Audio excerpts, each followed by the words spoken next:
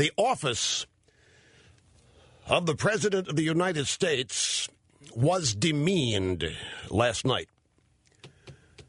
President Barack Obama gave a grossly inappropriate and, to me, embarrassing speech, a campaign speech disguised as a big speech to a joint session of Congress. It was grossly inappropriate in content. There were lies, falsehoods, distortions. It was embarrassing in tone. He called his critics liars when his own positions have been proven to be untrue. It's just like this CNN poll. That speech last night was a fraud. It was dishonest. It demeaned the office of the presidency. Now, after the speech, CNN and Opinion Research Corporation released a flash poll and said, wow, look at this. 2/3 of the people who watched the speech have changed their mind. You want to hear who was sampled? 45% Democrat, 18% Republican. That is also fraud. Passing a poll with a sample like that off as a representative sample of the country is absolutely fraudulent, which is what the entire state-controlled media has become. Last night was uncomfortable, especially, how about if you're a parent and you have your children in school this week, the president's speech to the kids. Just as I said, that was to set up last night's speech. We're being told, and kids are being told to look up to this man. It was an awful speech. He was petulant. He was childish. He was a community organizer and agitator. He lied. He was divisive. He attacked me. He attacked Sarah Palin. He attacked conservative Republicans in Congress who dare to challenge government-run health care. He continued to attack tens of millions of Americans who spent the summer attending town hall meetings. It was crude. It was disgusting. The most crude and disgusting performance by any president I have ever seen. You want a summary of the lies? He lied about only 5% of Americans being forced to the public option. Not true. He lied about the money he would drain from Medicare. Not true what he said. He lied about end-of-life decisions, which comes down to rationing. He lied about coverage for illegal aliens. On and on and on. Having attacked and lied throughout this thing, he then claims he wants to work with Republicans with whom he has not met since April.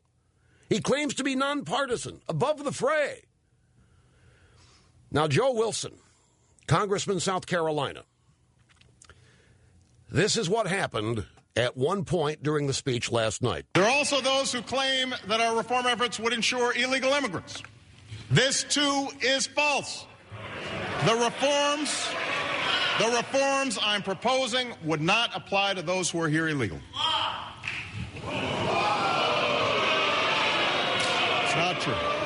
That's Joe Wilson, a congressman from South Carolina, freshman. That was a blatant lie. I'm going to tell you something. One of the things that's really irritated me all morning and last night was listening to Republicans, even after Wilson has apologized, and I wish he had not. But he's apologized, and even after he's apologized, members of his own party are all over television denigrating it. Yeah, it was bad decorum. Folks, can I tell you what's happening here? This speech last night and this administration is not your average presidential administration. This is not a garden party. This is not a lecture at Harvard or any other university. We are in the process. We are in the midst of an administration that is trying to totally tear down the institutions and traditions that have made this country great. He is lying, President Obama is, from the moment he opens his mouth until he ends the speech. I was shouting, "You're lying," throughout the speech, at the television. You're lying. Yet a lie. Joe Wilson simply articulated what millions of Americans were saying. This ain't beanbag. We're not talking about the Marquis of Queensberry rules here. This is not some debating society.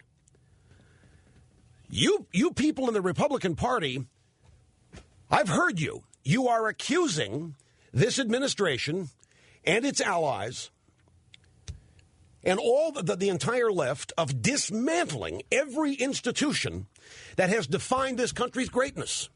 And if you now are going to attack one of your own, Joe Wilson, especially after he's apologized for simply joining the argument, it's about time somebody said this to Obama. It's about time Biden got upset. It's about time Michelle Obama got upset. It's about time that Nancy Pelosi got upset. These people get a free rein. They can sit there and boo George Bush in 2005 all along. They can have Code Pink come into congressional and Senate hearings and disrupt. They can do their Abu Ghraib stuff. And they say they're great citizens. They are great heroes. These are great examples. Remember, dissent was the new definition of patriotism.